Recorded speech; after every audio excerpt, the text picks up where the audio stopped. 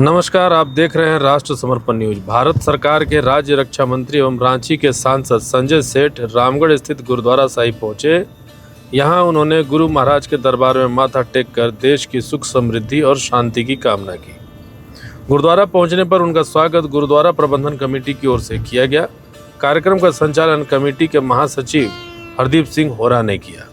इस अवसर पर रामगढ़ गुरुद्वारा साहिब के प्रधान परमदीप सिंह कालरा के नेतृत्व में सिख समाज के प्रतिनिधियों ने वर्ष 1984 के सिख विरोधी दंगों में रामगढ़ के सिख समाज को हुए नुकसान का मुद्दा राज्य रक्षा मंत्री के समक्ष रखा।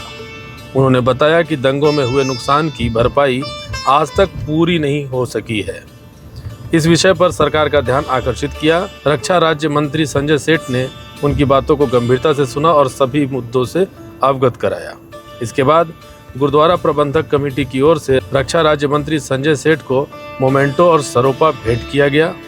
इसके बाद additional secretary Shrimati Deepti Mohit Chawla, JS Satyajit Mohanty, CSD GM Shri Satyendra Singh तथा एयर मार्शल एके सिंह को भी गुरुद्वारा प्रबंधन कमेटी की ओर से सरोपा देकर सम्मानित किया गया। कार्यक्रम में प्रमुख रूप से रामगढ़ गुरुद्वारा साहिब के प्रधान परमदीप सिंह कालरा, सचिव हरदीप सिंह, गुरु नानक स्कूल के चेयरमैन हरपाल सिंह अरोड़ा, कुलजीत सिंह कालरा, जगजीत सिंह सोनी, जोगिंदर सिंह जग्गी, पप्पू जस्सल, रविंद्र सिंह छाबड़ा, सुरजीत सिंह छाबड़ा और यश छाबड़ा सहित बड़ी संख्या में गुरुद्वारा प्रबंधन कमेटी के सदस्य एवं सिख समाज के लोग उपस्थित रहे। इसके बाद रक्षा राज्य मंत्री संजय सेठ ने पत्रकारों से बातचीत की। उन्होंने क्या कहा, आप खुद भी सुनिए। आदेश था, आशीर्वाद लेने आ गए। अब गुरु घर के आदेश के बाद कोई इसको टाल नहीं सकता।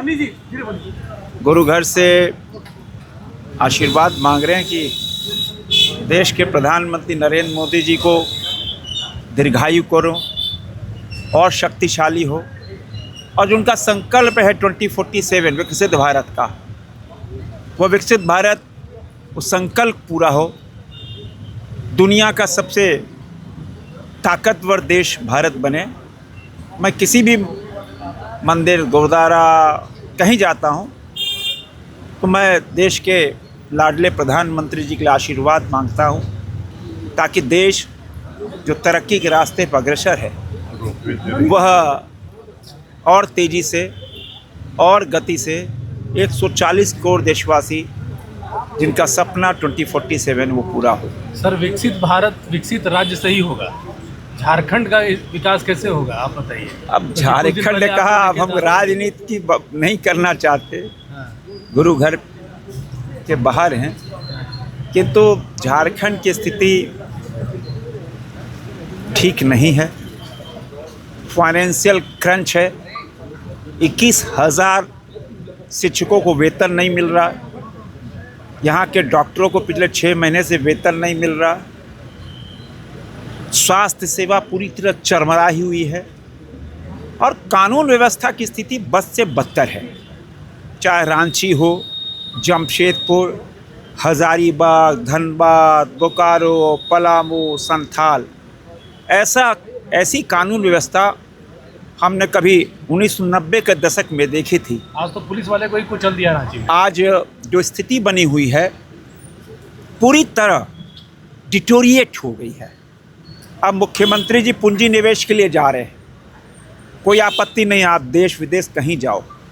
अब विदेश गए, कितना पूंजी निवेश हुआ पता नहीं, अभी दिल्ली में गए पता नहीं, लेकिन कोई 100 रुपया, मान लो हमें 100 रुपया हमको इन्वेस्ट करना है, तो हम देखेंगे ना कि लॉ ऑर्डर कैसा है, हमारी बेटियां सुरक्षित है कि नहीं, हमारे लिए सड़क है कि नहीं, बिजली की व्यवस्था कैसी है।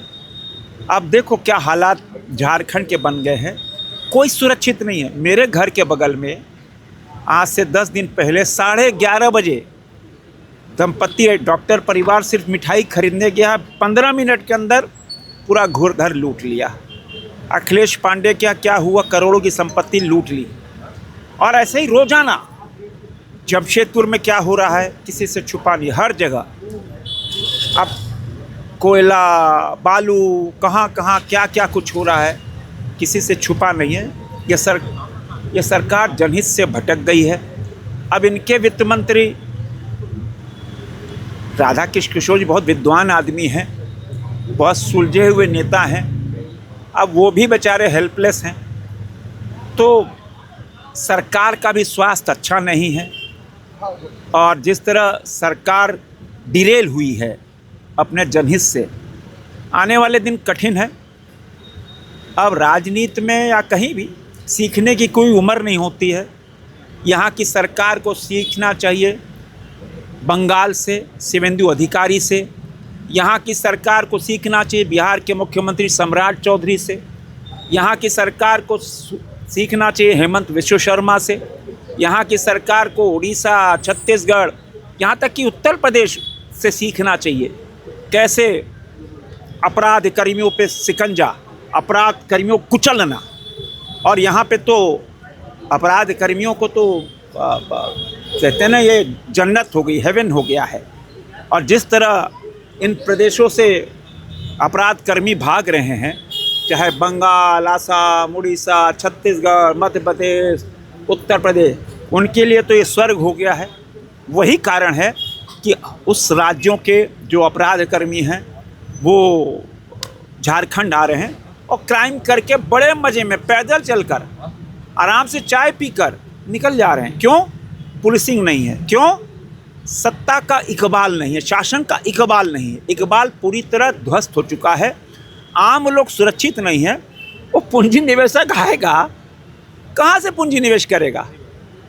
रघुवर दास की सरकार थी, 24 घंटे में 22 घंटे बिजली ग्रामीण इलाकों में रहती थी। आज क्या हालात है? हमारा सिल्ली मेरे में आता है, ईचागढ़, 24 घंटे में 20 घंटे बिजली नहीं रहती। मैं राजधानी का सांसद हूँ, रांची में 8-8 घंटे बिजली लोड शेडिंग है। क्या हालात बना दिए हैं। सड़कों की स्थिति भगवान मालिक है। तो ऐसे में कौन पूंजी निवेश करने आएगा? झारखंड में SIR होगा, हो रहा है। और मैं तो आग्रह करना चाहता हूँ कि सब लोग SIR करें, और किसी भी घुसपैठियों को रहने का अधिकार नहीं। कोई घुसपैठिया आके हमारा सांसद विधायक बनाएगा क्या?